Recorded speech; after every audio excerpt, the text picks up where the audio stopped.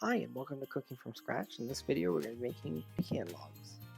So to begin we're going to take 2 sticks of butter that have been softened at room temperature, and to that we're going to add about 1.25 cups of confectioner sugar. We're going to cream this until it's nicely combined. Next we're going to add 1/2 teaspoon of salt as well as 2 teaspoons of vanilla extract and a large egg. Next we're going to add 2.5 cups of flour as well as 1/2 teaspoon of baking powder and about 1/2 cup to 3/4 cup of toasted pecans that have been finely chopped. We're going to reserve the rest of the pecans and to use for rolling later. And we're just going to combine all of these ingredients together until it's a nice cohesive ball of dough.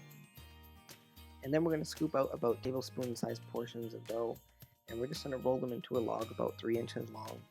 And we're going to roll them into our reserved chopped toasted pecans. Place these on a parchment-lined baking sheet and we'll bake for 14 to 15 minutes at 350 degrees. And here's the finished product, pecan logs. If you like this recipe, remember to like and subscribe for more content like this.